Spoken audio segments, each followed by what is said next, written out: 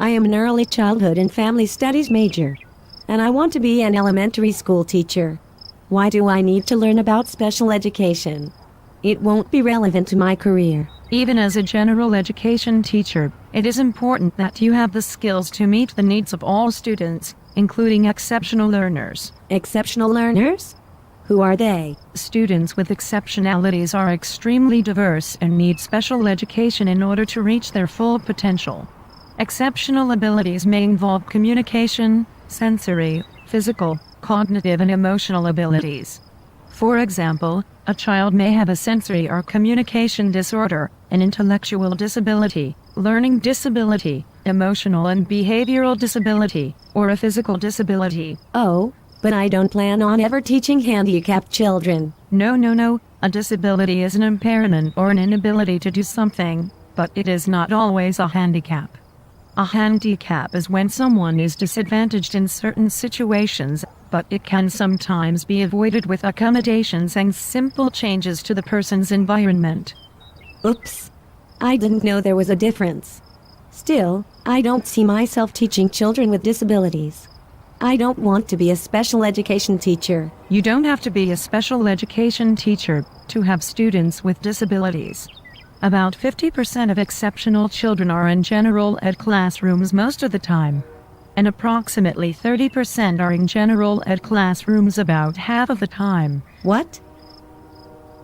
Just because a student has a disability does not mean they are automatically enrolled in special ed.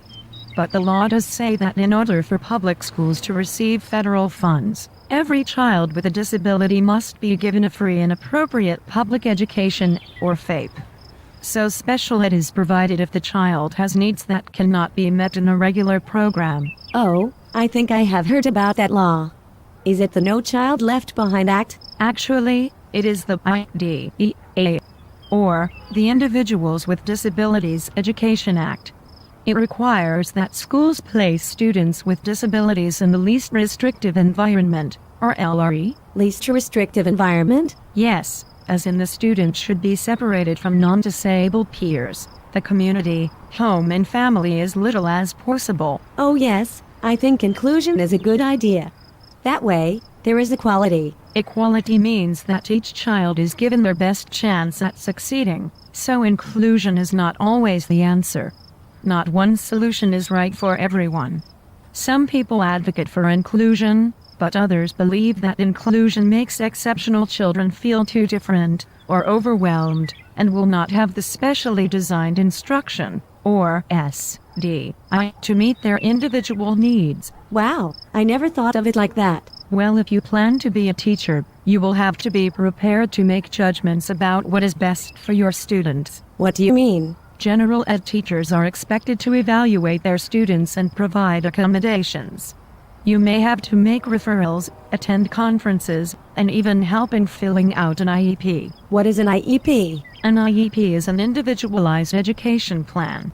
An educational team, including the general education teacher, parents of the child, and other professionals, write up an IEP once a child is deemed eligible, before the child's placement is determined. It specifies how the school of an exceptional learner plans to meet the child's unique needs through specially designed instruction. It includes goals for the child so that progress can be evaluated as well. Now that I think of it, I would definitely refer the boy I am tutoring now. He just does not behave and his grades are really bad. I think he may have a learning disability. Is he a racial minority? Yes. Does he come from a low-income household? Yes. You may want to be careful.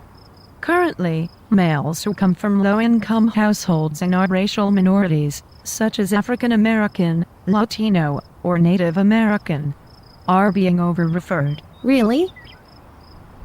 All of us need to be wary of our biases. Teachers especially must strive to be more culturally competent and open-minded in their teaching.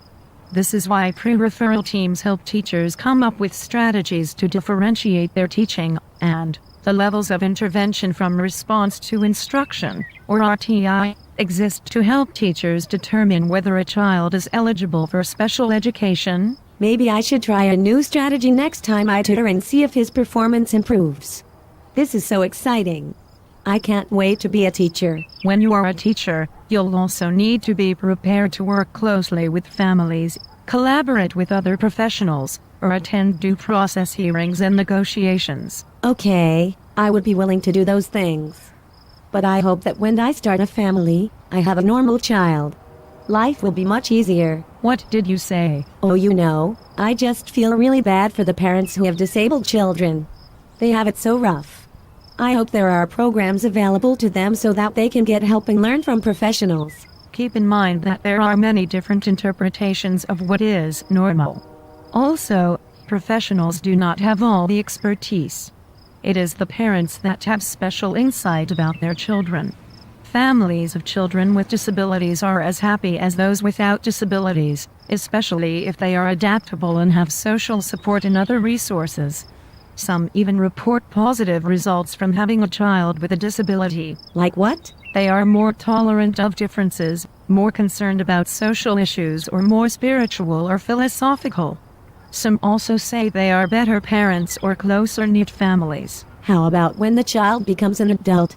It would be so stressful. True, transitions are usually difficult because of new uncertainties and replacements of professionals. When a child becomes an adult, we must remember their right to exercise self-determination, to make their own choices based on their aspirations and capacities. And we must ask ourselves the question, who speaks for people with disabilities?